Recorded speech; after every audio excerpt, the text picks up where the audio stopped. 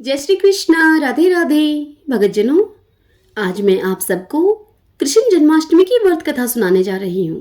भाद्रपद कृष्ण पक्ष की अष्टमी को रात के 12 बजे मथुरा के राजा कंस की जेल में वासुदेव जी की पत्नी देवी देवकी के गर्भ से 16 कलाओं से युक्त भगवान श्री कृष्ण का जन्म हुआ था। इस तिथि के रोहिणी नक्षत्र का विशेष महात्म्य है। इस दिन देश के समस्त मंदिरों का श्रृंगार किया जाता है। कृष्ण अवतार के उपलक्ष्य में झांकियां सजाई जाती हैं। भगवान श्री कृष्ण का श्रृंगार करके उनके लिए झूला सजाया जाता है। स्त्री पुरुष रात के 12 बजे तक इस व्रत को रखते हैं। रात को 12 बजे शंख तथा घंटों की आवाज से श्री कृष्ण के जन्म की खबर चारों दिशाओं में गूंज उठती है। भगवान श्री कृष्ण की आरती उतारी जाती है और प्रसाद वितरण किया जाता है। प्रसाद ग्रहण करके व्रत को खोला जाता है। आइए भगतजनों, अब कृष्ण जन्माष्टमी की व्रत कथा सुनते हैं। बात द्वापर युग की है, जब पृथ्वी पर राक्षसों के अत्याचार बढ़ने लगे थे। पृथ्वी देवी गाय का रूप धारण करके अपनी व्यथा सुनाने के लिए तथा अपने उद्धार के लिए ब्रह्मा जी के पास गई। ब्रह्मा जी पृथ्वी और सब देवताओं को साथ में लेकर भगवान विष्णु के पास क्षीर सागर में गए। उस समय भगवान विष्णु अनंत सैया पर शयन कर रहे थे। सबके द्वारा स्तुति करने पर भगवान की निद्रा भंग हो गई। तब भगवान ने ब्रह्मा एवं सब देवताओं को देखकर उन सब से उनके आने का कारण पूछा। तब पृथ्वी देवी बोली कि हे भगवान, मैं पापों के बोझ से दबी जा रही हूँ, आप मेरा उद्धार कीजिए। यह सुनकर विष्णु भगवान बोले कि अब मैं ब्रिज मंडल में अर्थात ब्रिज की धरती पर वासुदेव की पत्नी देवकी के गर्भ से जन्म लूंगा। तुम सब देवतागण ब्रिज भूमि में जाकर यादव वंश में अपना शरीर धारण करो। इतना कहकर भगवान अंतर्ध्यान हो गए।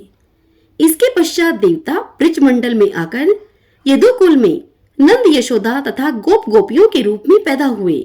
उस समय द्वापर युग के अंत में मथुरा में राजा उग्रसेन शासन करते थे।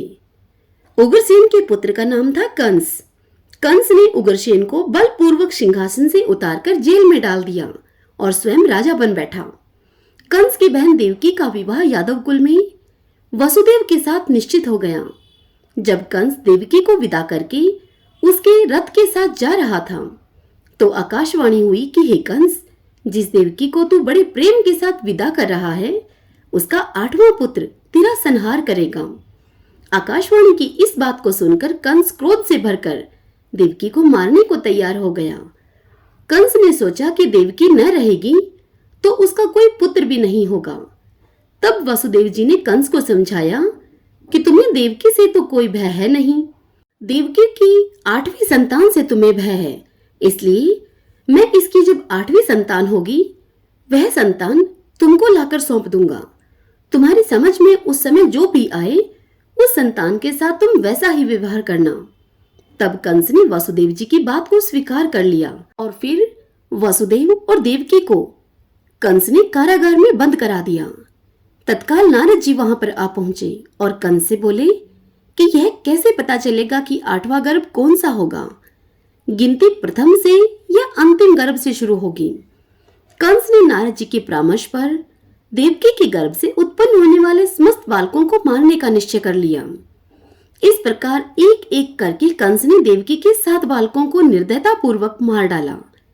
भाद्रपद के कृष्ण पक्ष की अष्टमी को रोहिणी नक्षत्र में श्री कृष्ण भगवान का जन्म हुआ। उनके जन्म लेते ही जेल की कोठरी में प्रकाश फैल गया। वासुदेव देवकी के सामने शंख चक्र गदा एवं पद्मधारी चतुर्भुज भगवान ने अपना रूप प्रकट करके कहा कि अब मैं बालक का रूप धारण करता हूँ। वासुदेव, तो मुझे तत्काल गोकुल में नंद के यहाँ पहुंचा दो और उनकी अभी अभी जन्म हुई कन्या को लाकर कंस को सौंप दो।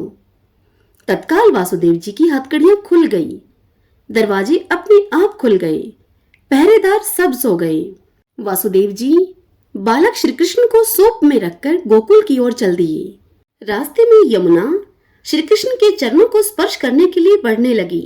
तब भगवान ने अपने पैर लटका दिए। श्री कृष्ण के चरण छूने के पश्चात यमुना घट गई। वसुदेव यमुना को पार करके गोकुल में नंद के यहाँ गए। बालक कृष्ण को यशोदा की बगल में सुलाकर यशोदा के नवजन्मी कन्या को लेकर वापस कंस के कारागार में आ गए। जेल के दरवाजे पूर्ववत बंद हो गए। वसुदेव जी के हाथों में हथकड़ियां पड़ गई। पहरेदार जाग गए। कन्या के रोने पर कंस को खबर दी गई। कंस ने कारागार में आकर कन्या को लेकर पत्थर पर पटक कर उसे मारना चाहा, परंतु वह कंस के हाथ से छुटकर आकाश में उड़ गई और देवी का रूप धारण करके वह कन्या कहने लगी कि हे कंस, मुझे मारने से क्या लाभ है? तेरा शत्रु तो गोकुल में पहुंच चुका है। यह दृश्य देखकर कंस हतप्रभ और व्याकुल हो गया। कंस ने श्री कृष्ण को मारने के लिए गोकुल में अनेक दैत्य भेजे। तब श्री कृष्ण ने अपनी अलौकिक माया से सारे दैत्यों को मार डाला और बड़े होने पर श्री कृष्ण ने कंस को मारकर फिर से राजा उग्रसेन को राजगद्दी पर बिठाया। श्री कृष्ण की पुण्य जन्म तिथि को तभी से सारे देश में बड़े हर्षो उल्लास के साथ मनाया जाता है। सब बोलिए श्री कृष्ण भगवान की जय। ओम श्री कृष्णाय नमो नमः। ओम श्री राधा कृष्णाभ्याम नमो नमः। भक्तजनों, यदि यह कथा आपको पसंद आए तो वीडियो को लाइक कीजिए और कमेंट बॉक्स में ओम श्री कृष्णाय नमो नमः इस प्रकार लिखिए। और यदि आपने हमारे चैनल श्री कृष्ण दीवानी को अभी तक सब्सक्राइब नहीं किया है तो आप जरूर सब्सक्राइब करें। जय श्री कृष्णा, राधे राधे।